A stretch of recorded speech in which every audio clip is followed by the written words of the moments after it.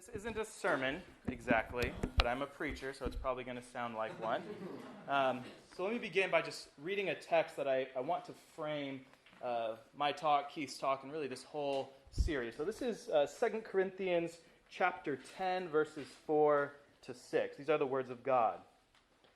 For the weapons of our warfare are not carnal, but mighty in God for pulling down strongholds, casting down arguments, and every high thing that exalts itself against the knowledge of God, bringing every thought into captivity to the obedience of Christ, and being ready to punish all disobedience when your obedience is fulfilled. Let me pray for our time now. Father, we thank you that you have given us the weapon of your word. We don't wrestle against flesh and blood, but against principalities and powers in high places. We thank you that you have seated us with Christ and that in him we reign. We reign with you. I ask that you would give us wisdom and insight and guard us from error as we tackle some hard topics that are emotionally charged right now in our culture. So give us wisdom now, in Jesus' name, and amen. Amen. The hope is that there will be some Q&A time at the end of both Keith and I's presentation. So I'm going to give about a 15-minute presentation, then Keith, and then we'll open it up for questions. My announcement was going to be, I was going to give you a phone number to text in questions, but unless someone has the MZ Wi-Fi password, which if you have that, come give it to me for future weeks, you'll have to just raise your hand and be vocal if you do have questions. And this is part 1 of 3. So in that third one, we will probably do just Q&A. And we'll actually also have some questions for you guys. So we're hoping this series will be interactive. Okay, let's get into it. Racist, sexist, anti-gay, Douglas Wilson, go away. In April of 2012, Pastor Doug gave 2 lectures entitled Sexual by Design at Indiana University in Bloomington. Prior to these lectures, materials were distributed by protesters in order to discredit him and disrupt the event. They pulled quotes from his blog and books. They made signs in protest. Some of them even drew bruises and wounds on their bodies to demonstrate that Doug's words were in fact an act of violence, causing physical harm. You can actually watch these events on YouTube. You go on Canon Press's website or in Darren Doan's film, Free Speech Apocalypse. I highly recommend you watch that. And it records more of this event. At one point in that evening, the protesters yelled that they supported free speech, but that what was happening at this event was hate speech. So different category, and so the chants continued. Racist, sexist, anti-gay, Douglas Wilson, go away. Now, Doug describes this event as, quote, running into the tolerance buzzsaw. The tolerance buzzsaw. And we see this kind of thing happening more and more in our culture today. Maybe you have run into this buzzsaw amongst your friends or family members. And what these instances reveal is that tolerance actually means, for them, total conformity to whatever they say. Diversity actually means uniformity. Equality actually means treating people differently. As Orwell says in Animal Farm, all animals are equal, but some animals are more equal. And this is the fruit of social justice, civil rights, activism, and our current identity politics. And there's a long and complicated history for how we ended up here. But let me give you just 2 more examples, more recent ones, of this tolerance buzzsaw. And I want you to think if maybe you've encountered similar instances. So I'll give you 2 examples, one with gender and then with race. First, with gender. Maybe you heard there was an engineer at Google who was fired for, quote, perpetuating harmful gender stereotypes. What were those stereotypes, you ask? Well, he said that the biological differences between men and women may account for why there is not 50% representation of women in tech and leadership roles. So maybe you've heard about things like the wage gap or why there isn't more women in tech. And there's whole conferences and movements to get more women in tech. And so Google's like, why don't we have this? And this guy's just thinking out loud here. He wrote this memo suggesting there might be some biological reasons for this. So let's see what some of those reasons were. And I don't know if this guy was a Christian or not. I don't think he was. So you can feel free to disagree with these. But these are the examples he gave. Women, on average, have a stronger interest in people rather than things, which is why women prefer jobs in, he says, social or artistic areas, more focused on aesthetics, whereas men prefer things like coding, systematizing things. They are more drawn to ideas and concepts. Women are also, he says, more agreeable and less confrontational and direct than men. Okay, why are you guys laughing? And Jordan Peterson really, in that famous interview that went viral, points this out. Women are more agreeable and less confrontational. So if you've ever, I guess most of you haven't yet, but at some point you may negotiate your salary. And you have to sit down and say, all right, here's what I think I'm worth, here's what I think you should pay me. And men are more likely to essentially be what you might call rude or direct and just say, pay me this or I'm out. Whereas women tend to not do that as much. So he says maybe this explains some of the wage gap. He also says women are also more anxiety prone with less stress tolerance and prefer lower stress jobs, whereas many men are more willing to sacrifice their well-being for higher status, money, etc.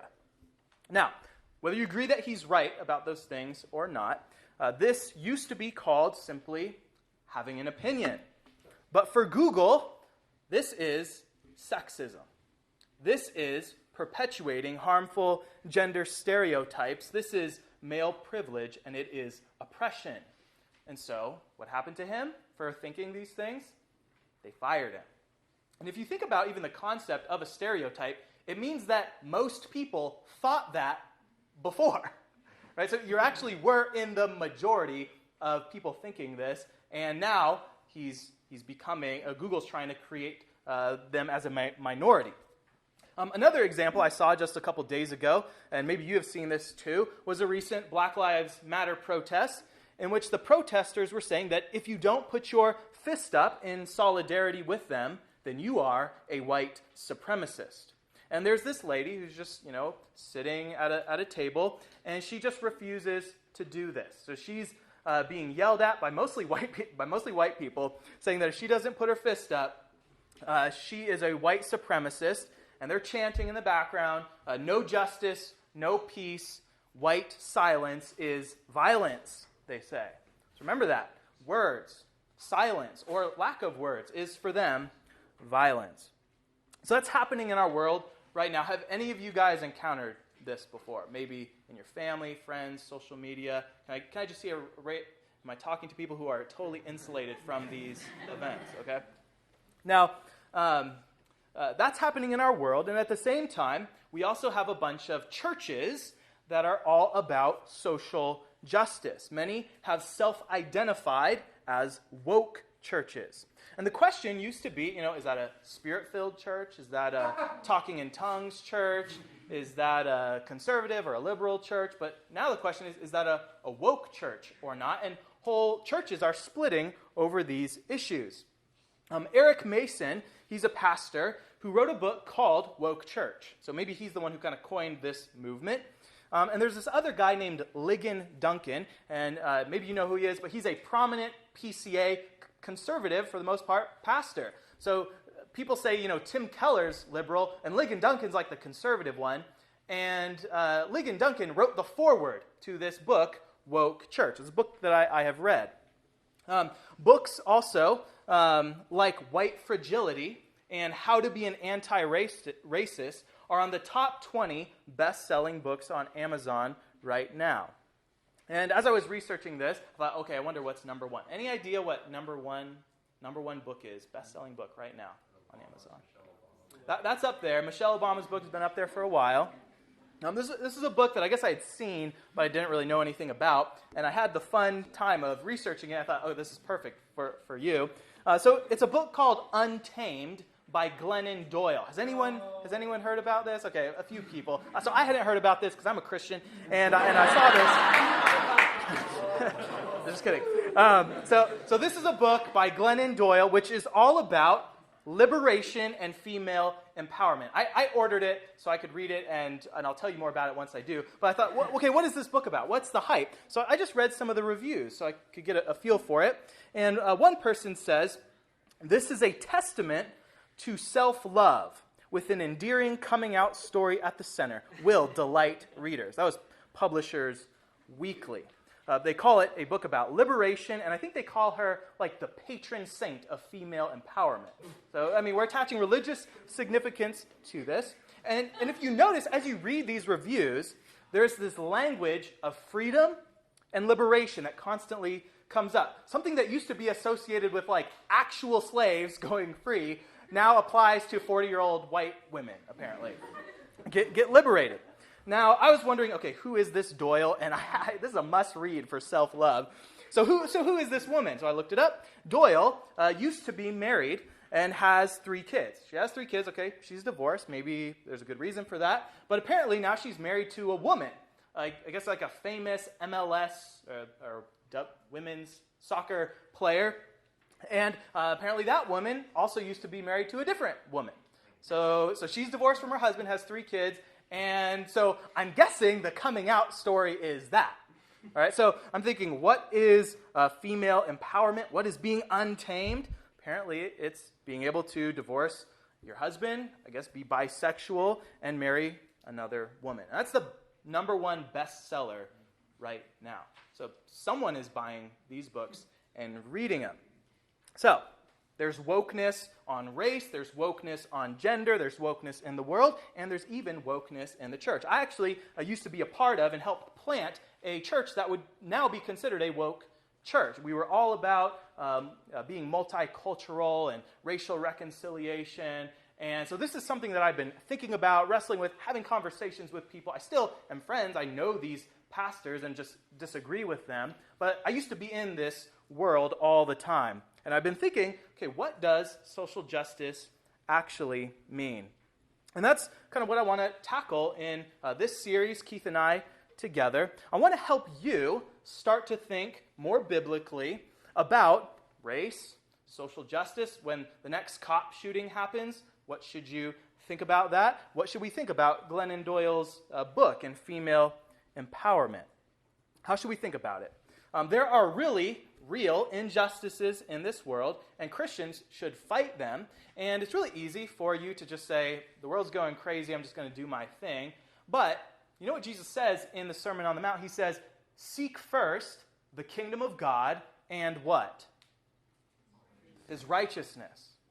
Seek first the kingdom of God and his righteousness. And that word righteousness is the same word for justice. Okay, so inherent in being a Christian is seeking first God's kingdom, and with it, not the world's righteousness, but God's righteousness. Not the world's justice, but God's justice. And so we need to start thinking about what is biblical justice and how should we bring that to bear on issues like race, gender, and so on. So I want to start with a question for you. When someone calls you racist, sexist, anti-gay, as they called Doug, what is the unifying thread that holds those things together? Racism, sexism, anti-gayism. The people that are doing this. Is there a common denominator there?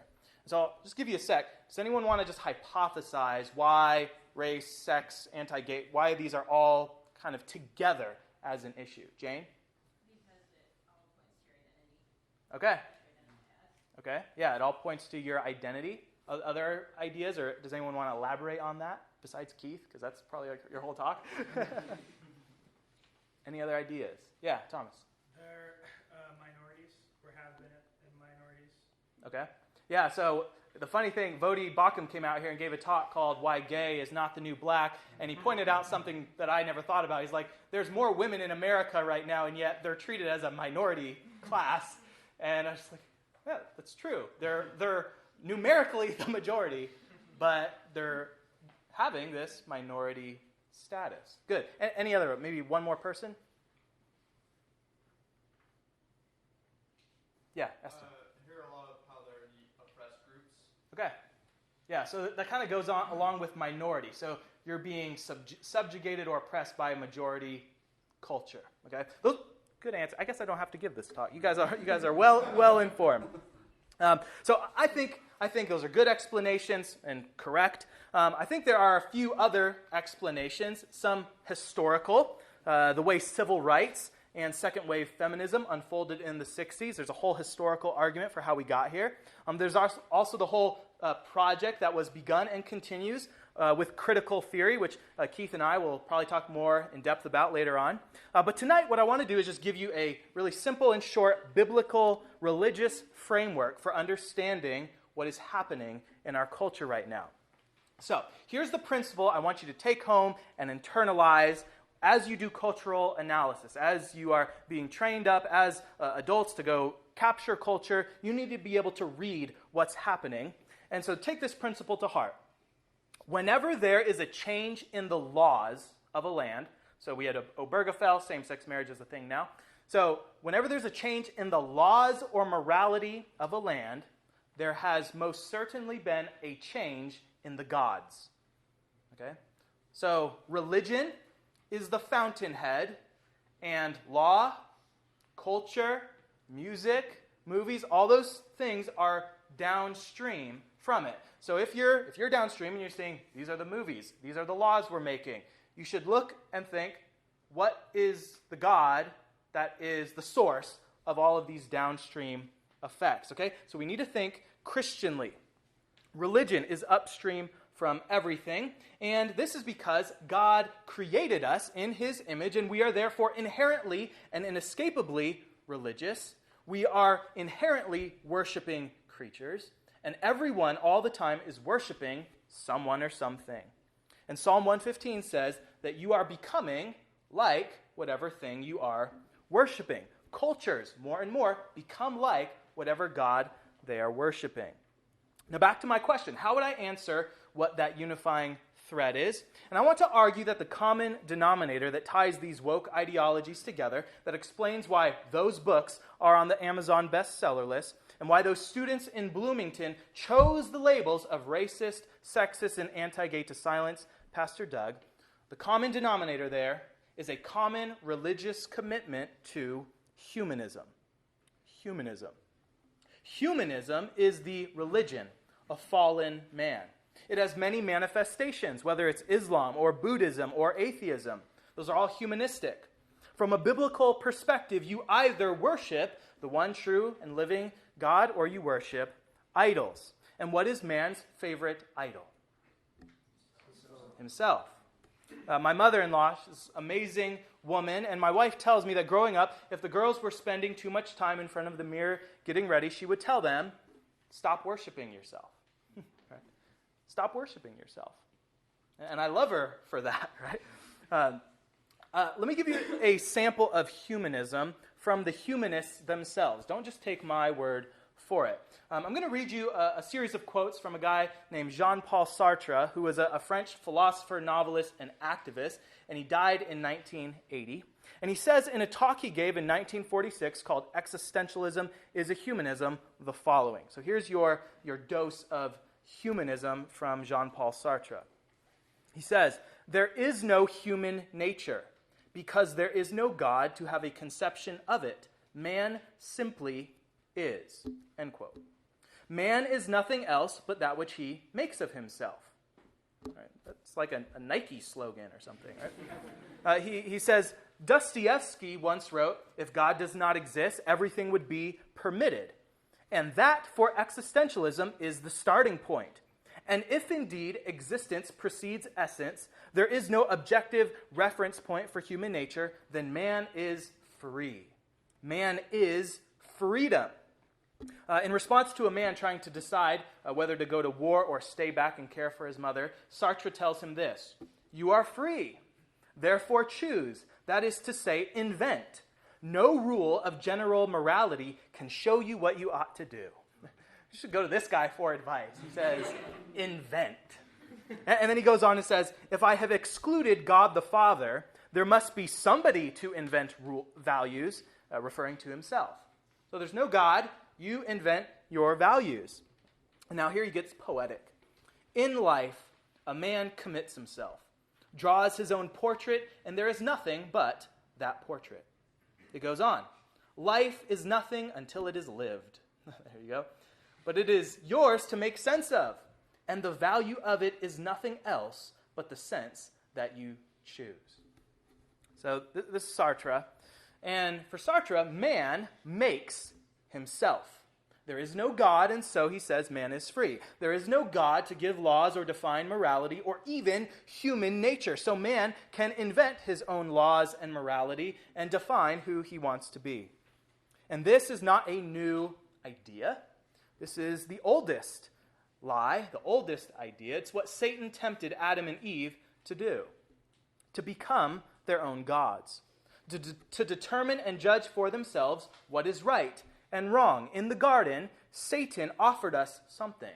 He offered us autonomy, liberation, freedom from God's oppressive garden. How dare God say, I can't eat from that tree? Aren't all trees equally good, right? Didn't God create it? This is oppression. This is the lie of the enemy. There is a little atheistic existentialist. There is a little humanist in every human heart. Humanism is the religion of your sin nature, and your sin nature continues to lust for autonomy, for independence from God. And this has created an entire industry of people to sell you those lies. The white fragility books, the how to be anti-racist books, Untamed. This is all religious propaganda for humanism. So to summarize, what is humanism? Humanism is the religious belief that man is ultimate and not God. Man is lawgiver and not God. Man is creator and captain of his own destiny and not God. And that is the religion, that is the common denominator driving our cultural revolution on race, gender, and gayness. Next time I'm going to draw the lines for how humanism and social justice are connected. But for now, I'll hand it off to Keith Darrell for the next portion. Thank you.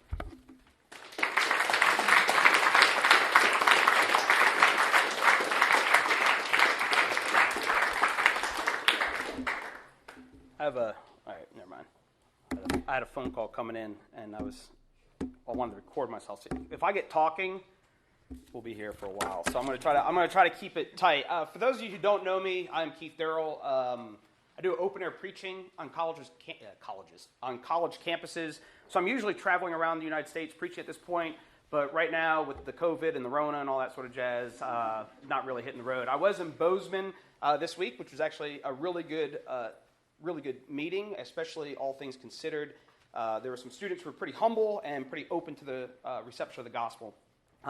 So Lord willing, I'll get back there, and I might try to get out to University of Idaho. If you're a University of Idaho student, Lord willing, sometime here in the next week or two, I hope to get out there. There's a lot there that Aaron's covering, and what I'm going to cover, I might have bit off too much, and so I'm going to try to give you guys pegs along the way to kind of like get us up to speed with where you are. Have you guys heard the expression cultural Marxism? Okay, yeah. It's one of those things like you feel like it's thrown around all the time, especially if you feel like even like woke. It's almost like a slanderous term now. You're just like, oh, they're cultural Marxists or they're woke, and it's just kind of a way to kind of dismiss people. But what I hope to do is show basically that they were effective. The cultural Marxists were effective, and so the talk's kind of called Cultural Marxism and the Long March is what I'm going to be discussing.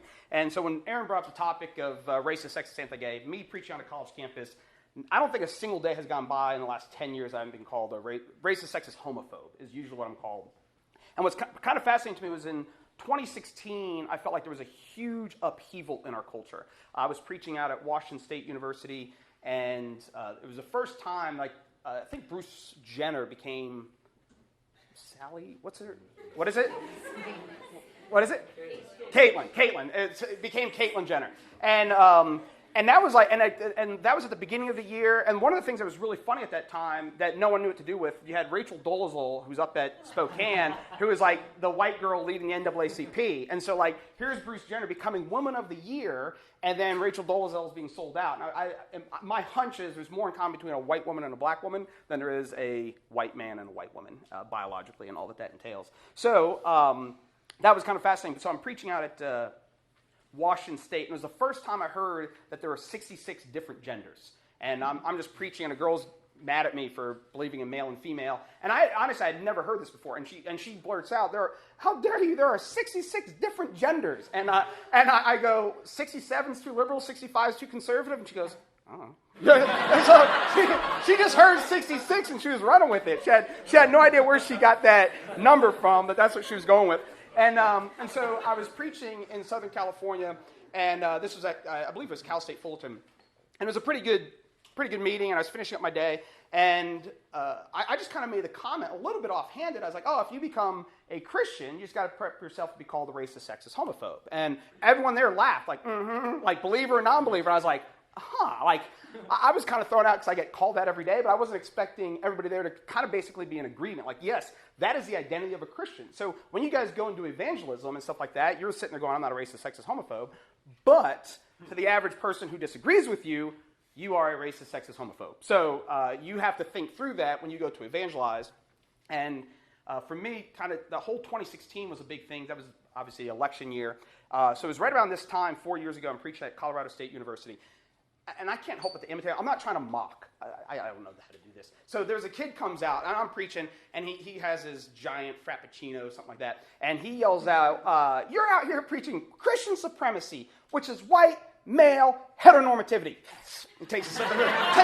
Like he really got me. And I was like, well, there's no doubt I'm preaching Christian supremacy. Let's be very clear about that. I don't think it has anything to do with being a white, which in turn is racist, male, so sexist, or heteronormativity, which is like homophobia. So I'm putting forward straight sex, hetero, other, straight sex being normal. And so so I was like, all right, but I'm willing to take all those charges. I'm willing to be a racist, sexist, homophobe. I'll do all of that if you're just willing to admit that you're out here preaching secular supremacy, which is black, androgynous, homonormativity. And he just goes, "I guess so." And so I was like, all right, end of the debate, I guess. And so you had that. And then that weekend, Hillary Clinton is... I didn't even say anything.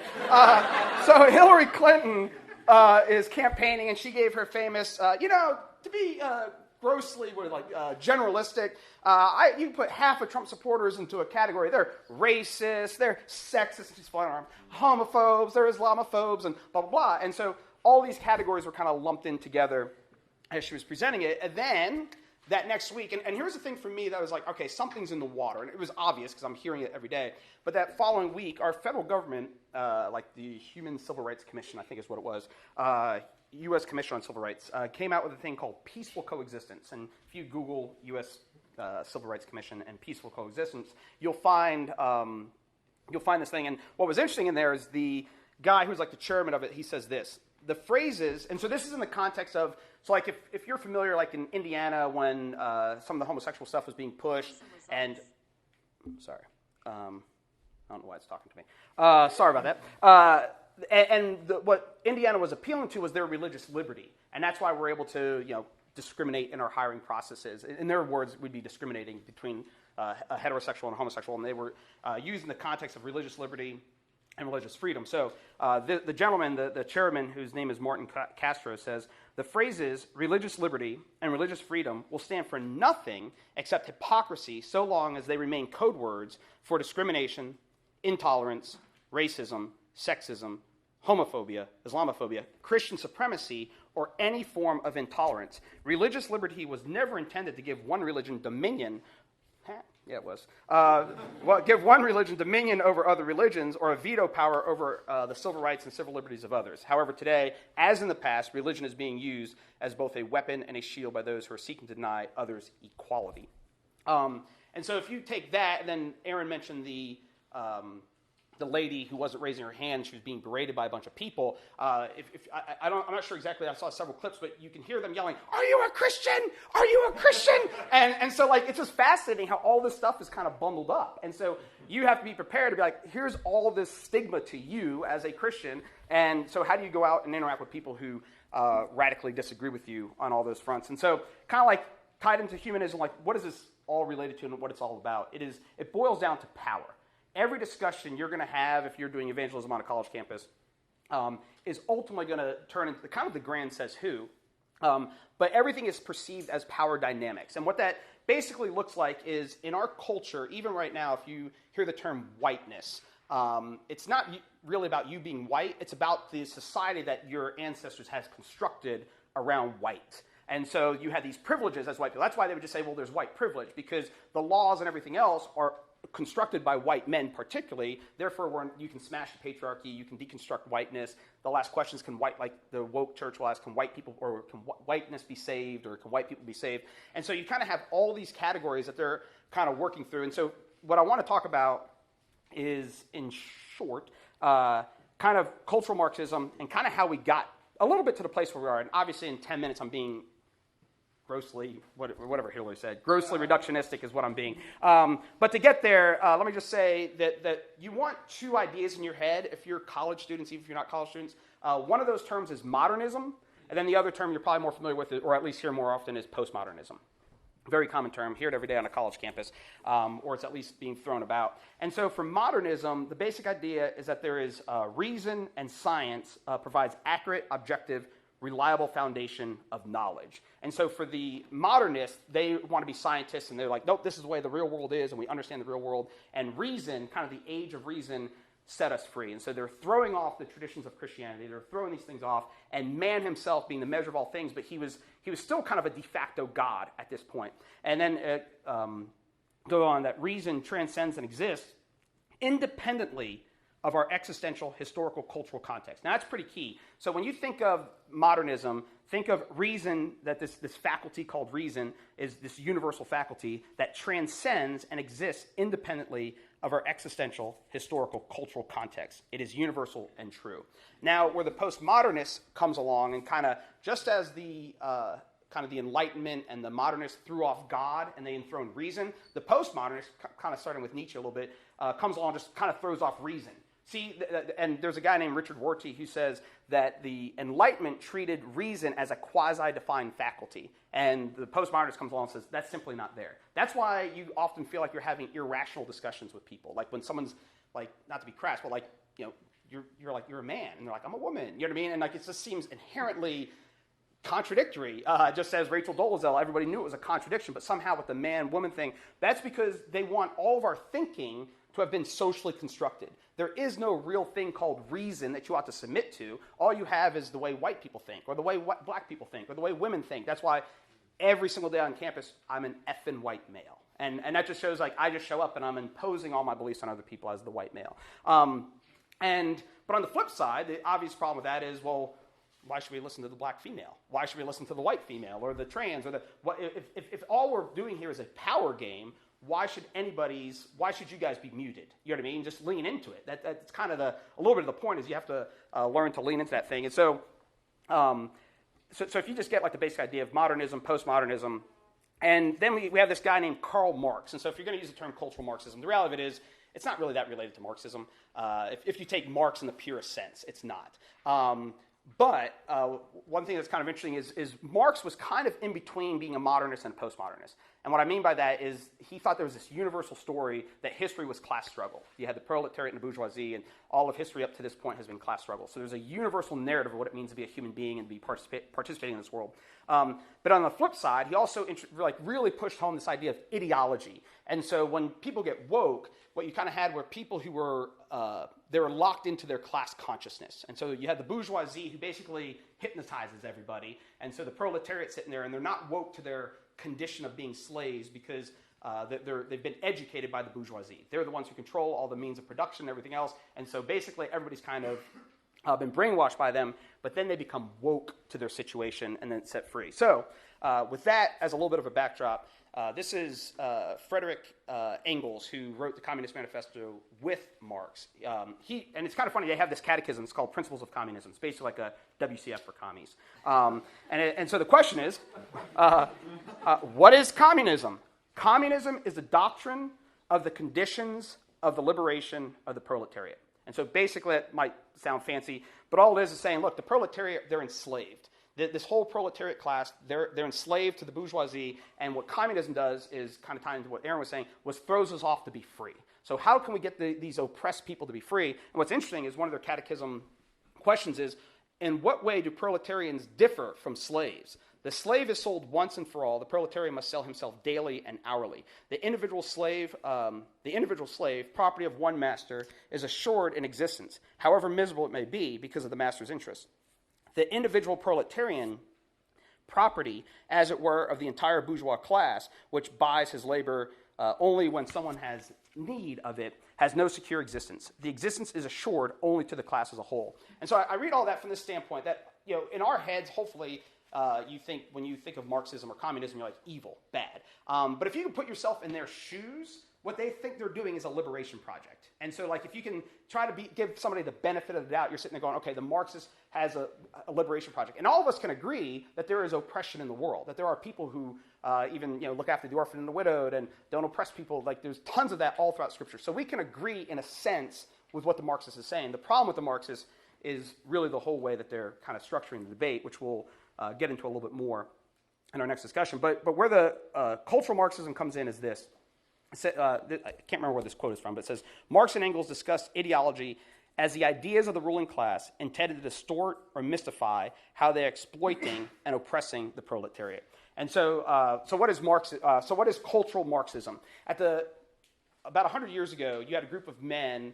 They weren't all connected, but probably the main name you may have heard was a guy named Antonio Gramsci. And the fascists put him in a prison in Italy. And he was this hunchback guy, and he's supposedly a genius. And he probably did more damage being in prison because he just wrote these books that now influences everybody. And if you've ever heard the expression hegemony, it was around before that, but he really kind of gave that. What the hegemony is basically, in our circles, maybe if you're familiar with the term presuppositions, there's a little bit like you're operating with all these presuppositions back here that you don't think through. Like when you guys were growing up, maybe, at least when I was growing up, you never thought whether or not there was a male or female. There's just male and female. There were not 66. But kids growing up nowadays will have this category of maybe 66, maybe 100, whatever it may be. And so they're growing up and breathing this air that when they're getting to college campuses, they just assume there's a bunch of different genders and there's fluidity.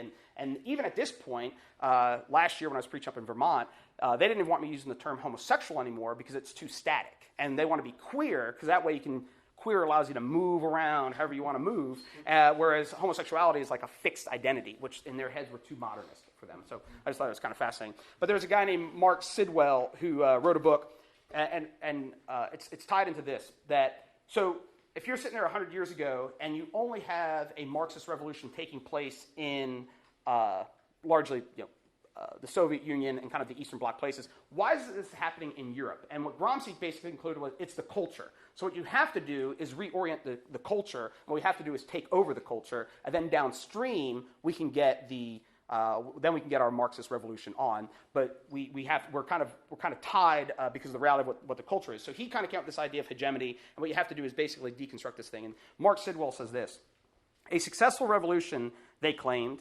requires not just the seizure of political and economic power, but also conquest of the cultural sphere.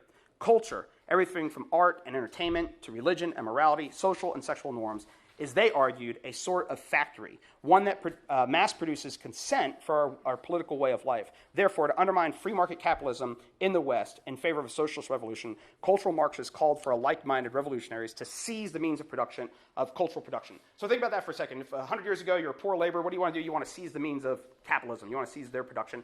Now they're saying what we have to do is seize cultural production. And so if you look at our culture, they seized all the means of production. They own Hollywood. Even the NBA right now is shut down because of kind of social, political issues and stuff like that. And so this kind of leftist agenda, they have kind of taken over everything. And one of the ideas where this kind of came through was a guy named Rudy Dutschke, who in the late 60s, some of the communists reports of what was taking place in Russia began to spread, and a lot of these people did not want violent revolutions. And that's why when nowadays all the Bernie people are like, it's not socialism, it's democratic socialism, because they want to ensure you that they're not these murderous types, but they want the end anyway.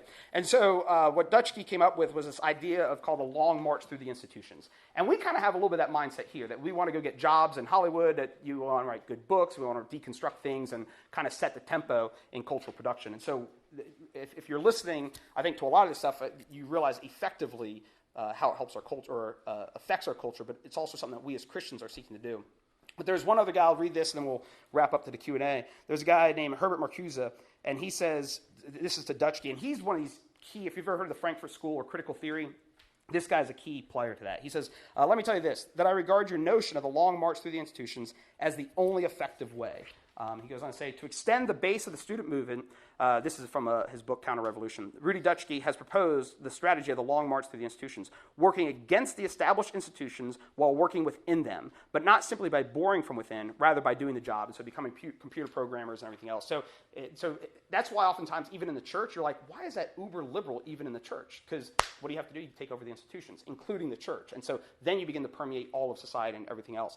And so kind of just to wrap this up, kind of what is the Christian response to all this stuff? Because what I wanted to do was basically lay out the kind of where we are on the timeline, and that you guys are now in a culture that has kind of, the long march has been effective. And how many grew up in public schools? And I think if all of us who are in public schools sat down with those of you who are not in public schools, you'd see a lot of different assumptions about the nature of things. So that, because what do? They run the government schools as well. And so even if you're a Christian teacher in a government school, you're bumping in all that stuff. So Aaron and I will turn it over to a Q&A. So we rushed through this, but what's bourgeoisie, proletariat, and means of production? Okay, the bourgeoisie is basically the people who own capital. And then the proletariat is basically the working class person. So if you don't own your truck to do your own work and you're hired to drive a truck, you're the proletariat. And so the proletariat is basically the middle class, and the means of production is your capital. And so they're the ones so the people with the capital get to control the proletariat. See, I'm not going to give you a job today, I will give you a job. Someone else hops up, they'll work for a cheaper price. So that's, bourgeoisie and proletariat. So assuming I'm even saying bourgeoisie right, it might be, I've always said bougie, and I don't think that's right. I don't think that's right. John. So are the people who are writing and doing all those sorts of things thinking this is what I'm doing, is spreading this sort of Marxist idea, or is it more a result of that already having permeated the culture? Just restate the question. Okay.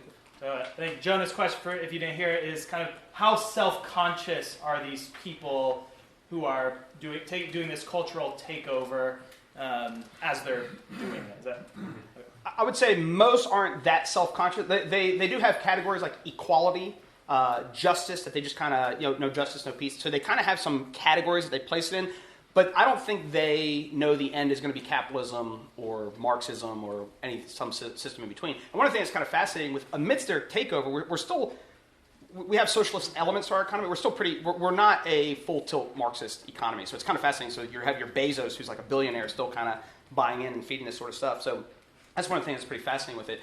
But so I don't think they're fully aware. Some of them are just, wicked sinners but I think the people agitating are more self-conscious. And that's what most revolutions are, is usually kind of an upper tier educated class that gets the other people to do their bidding. So that's kind of where we're at. Yeah, that's controlling the culture. So if I were to just say, I'll get to you. So if I were to say, how many of you think that America is a capitalist country?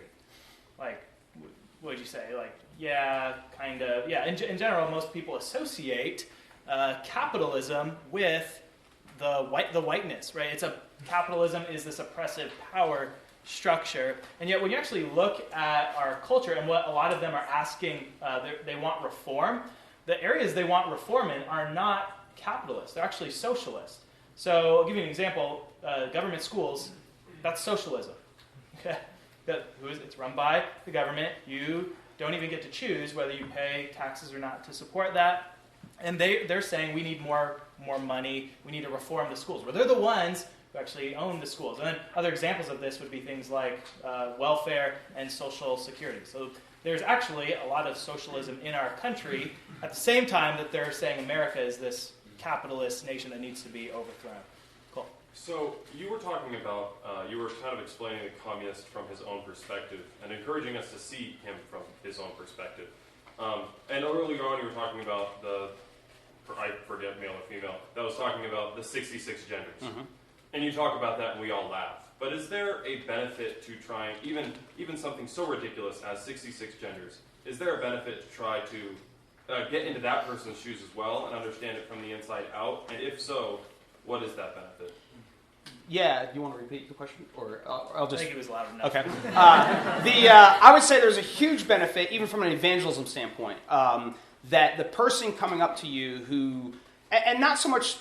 let me qualify this. The person who comes up to you, who is Bruce Jenner, and coming up to you saying, no, I'm really a female, you do want to enter into their, not their philosophy where you jettison Christianity, but you want to enter into it like, here's a real sinner coming before you, and whether they're an adulterer, whether they're a murderer, whether they're confused on their identity, I think that's a real condition that they have, and I don't think they're making it up. I think, so Washington State, a lot of my stories will come from Washington State because I preach there a lot.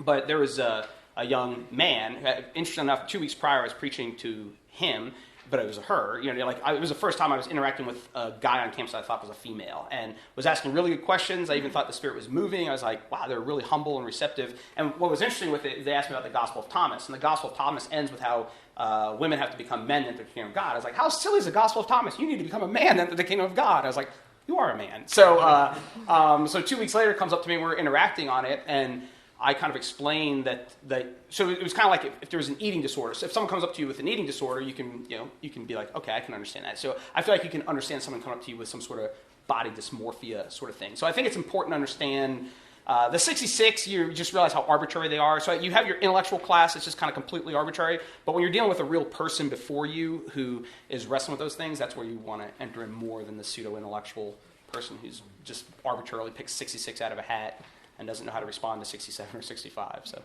yeah, I think one of the biggest challenges for you is going to be knowing how should you spend your time right now arguing with people. When you see something come across your newsfeed and you're just like, that is so wrong, I don't even know where to start, is it worth your energy to respond? And I agree, there's a time to try to say, okay, help me understand what your disagreement is or why you think that.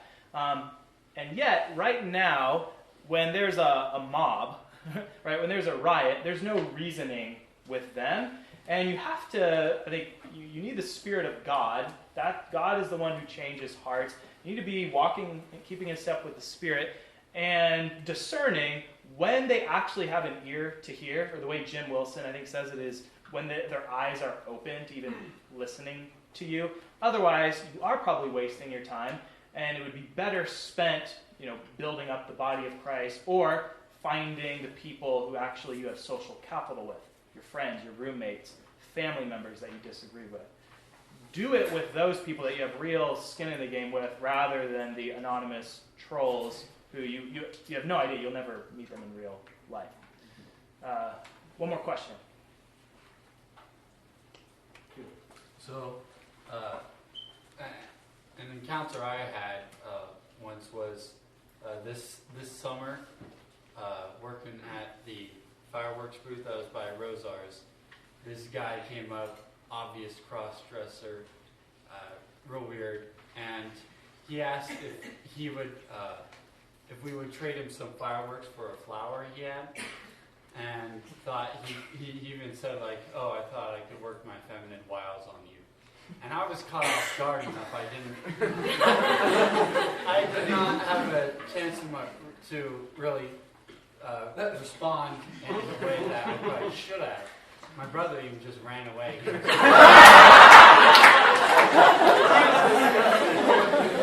So what would have been a good thing to say, or really should I have mentioned something to him? in that context, I'd just let it go. Give him a firework. Yeah. I'd personally probably just let it go. You know what I mean? Like, you're not going to have a substantive conversation. Any rebuke is just going to be met with the hateful Christian who, rebukes the flower guy or whatever. And there's times, so for those of you who've been around, and you've been at, say, the Toxic Matriarchy event, or whatever the last one we did was, The Lost Virtue of Sexism.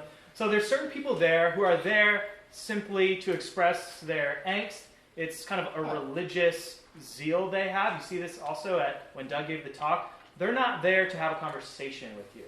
They're there to protest. They're there to kind of blow some steam off with their friends. And yet there's still a ton of really good opportunities for conversations. It's probably just not going to be with those people. It's going to be for the people who are kind of in the middle. They're probably not Christians. This is just the culture they're in. But there's something in them that's saying, like, this doesn't seem true. This doesn't seem right.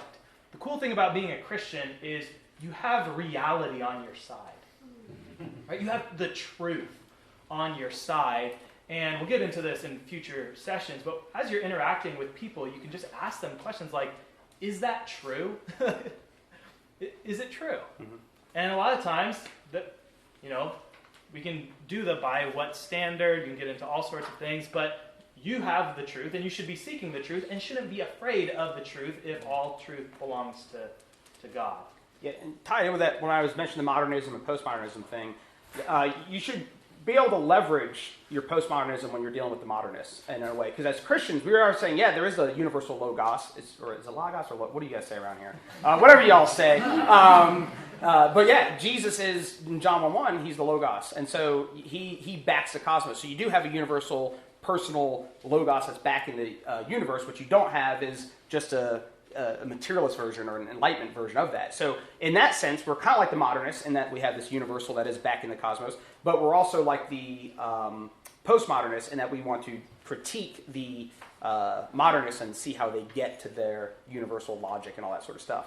And so that's where, like, if you're studying worldly philosophy, so to speak, you can see where they're sharp and they play off of one another. But logic is just something that's inescapable.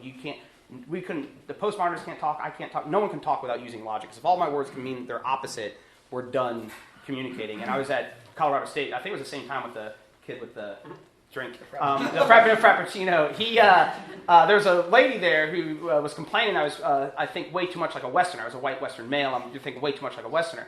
And I was like, so you're telling me, and I'm too binary. That's always the word I hear, binary. You're too binary in your thinking. I was like, so you're telling me I can either think your way or my way? She goes, that's right. I was like, and that's not a binary? She goes, oh, you don't get it. All right, maybe I don't, but that sort of thinking is inescapable, so you should feel comfortable utilizing it in your life, because that's the way the Lord has made us to be reasonable creatures. That's not the only thing you need to God, but yeah.